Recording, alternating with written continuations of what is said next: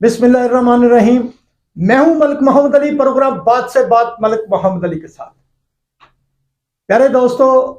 और हमें देखने वालों, आज हमारे साथ मौजूद है पाकिस्तान के इंतहाई ज़हीन बुजुर्ग सियासतदान, गोल्ड मेडलिस्ट, साबिक सूबाई वजीर मियाँ अता मोहम्मद खान मानेका के फरजांद और साबिक खतून अव्वल बुशरा बीबी के दामाद मियाँ मोहम्मद हयात खान मानेका, जो PP 193 पाकपतन से मुस्लिम लीग नून के 2018 के इलेक्शन में टिकट होल्डर थे। तो आज हम उनसे बात करते हैं और उनसे पूछते हैं कि साबिक खतून अव्वल के दामाद होने के नाते 2018 के इलेक्शन के बाद जब इमरान खान की हुकूमत आई और खतून अव्वल बनी बुशरा बीबी, तो उनके दामाद के हिस्से में क्या चीज़ें आई, उन्हें क्या मराद मिली। आज हम पाकिस्तान के किसी भी चैनल पर पहली मर्तबा उनके दामाद मियाँ मोहम्मद हयात खान मानेका से ये पूछते हैं कि क्या आया, उन्होंने क्या क्या मराद ली थी जिनके बारे में पूरे पाकिस्तान में तरह तरह की बातें होती थी। जी मियाँ साहब। मलिक साहब, मेहरबानी है आपकी कि आपने मुझे इनवाइट किया अपने इस प्रोग्राम में।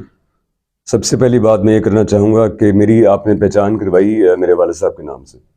साथ ही आपने कहा कि साबिक मेरी असल शनाख्त मेरे वालिद साहब का नाम है, उसके अलावा मेरी कोई पहचान नहीं। और दूसरी बात जनाब ने पूछी, जहाँ तक मराद की बात आपने की या इलेक्शन की बात आप कीजिए। 2018 में जो इलेक्शंस हुए वो सबको पता है कि उसमें उसके पीछे क्या मुहर्रकात और वो कैसे मुनक्किद हुए। और जो ख़ास तौर पे जो मेरी सीट थी, जब अपने हल्के की मैं बात करता हूँ, उसमें जितनी मुझे उस वक्त ऑफर्स हुई अपनी पार्टी को छोड़ने की, मुस्लिम लीग नून को छोड़ने की, मियां नवाज शरीफ साहब को छोड़ने की, और उसके बदले मुझे जो कुछ ऑफर हुआ मैंने ठुकरा दी, जिसकी सज़ा मुझे ये मिली कि मुझे इलेक्शन हरवा दिया गया और कह के हरवाया गया कि आप इलेक्शन हारेंगे। और मेरी जहाँ तक मेरी एहलिया की बात है, उनका रिश्ता उनसे ज़रूर है क्योंकि उनकी वालिद हैं, लेकिन उन्होंने कभी ना PTI में शमूलियत इख्तियार की और ना कभी वो थी PTI में और ना है, तो ना उन्होंने को मराद ली ना मैंने ली। और जो कुछ भी आपके सामने आ रहा है, जो ये तोशा खाना और सब कुछ, तो मुझे तो मेरा अल्लाह का शुक्र है कि मेरे पास मेरे वालिद का दिया और अल्लाह का दिया बहुत कुछ है, तो मुझे किसी लालच की या मुझे इन चीज़ों की ज़रूरत नहीं है बिल्कुल भी, और ना मुझे कभी रहेगी अल्लाह के फजल से। और मेरी एहलिया चूँकि उनकी बेटी हैं, तो वो एक दफ़ा उनसे मुलाकात करने गई, तो वहाँ पे वो उनको वो जो फराह गोगी साहब हैं, उन्होंने उनको वो जो उनका PTI का जो है वो तो जो था उनका रुमाल सा वो पहना दिया। एक तस्वीर वायरल होगी, लेकिन उसके बाद उनकी कभी मुलाकात हुई अपनी वालदा से और ना ही कोई बात हुई। और जी मियाँ साहब, अब मियाँ मोहम्मद नवाज शरीफ आपके कैद पाकिस्तान में वापस आ चुके हैं, तो उन्हें मुख्तलिफ सियासी जमातों की तरफ से लाडला करार दिया जा रहा है, तो इस बारे में आप क्या कहते हैं? जी मेरे ख्याल मुख्तलिफ तो नहीं, एक ही जमात है जो कह रही, बल्कि जमात भी नहीं, एक फ़र्द है जो कह रहे हैं इनको लाडला। ये कुछ डॉक्ट्राइन एक है उनके, लेकिन अगर वो लाडले होते तो वो कैदोबंद की सहूलतें ना बर्दाश्त करते, वो बाहर होते, उनके मुकदमात ना उनके ऊपर बनते, ना वो केस भुगत रहे होते, ना अपनी पेशियाँ भुगत रहे होते, ना जेल होते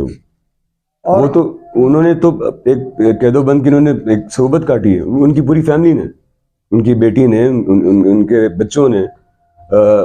उनके भाई ने, मियां शबाजी साहब ने, सब ने, और उनकी पार्टी के सीनियर मेंबरान ने, सब ने कैद काटी। अगर वो लाडले होते तो उनको क्या जरूरत थी कैदें काटने की? जो असल लाडला था उसने जो कुछ किया मुल्क का हाल, उसका नतीजा वो भुगत रहा आपके सामने। जी, ये थे हमारे साथ मियाँ मोहम्मद हयात खान मानेका, जो साबिक सूबाई वजीर मियाँ अता मोहम्मद खान मानेका के फरजांद है। तो प्यारे दोस्तों, आपने देखा मियाँ मोहम्मद हयात खान मानेका ने मुकम्मल तफसील के साथ वजाहत बयान की कि वो खतून अव्वल के दामाद तो थे, लेकिन उन्होंने उनकी हुकूमत के दौरान किसी किस्म की ना तो कोई मुराद ली और ना ही उन्हें मुराद से नवाजा गया, बल्कि उनकी एहलिया एक बार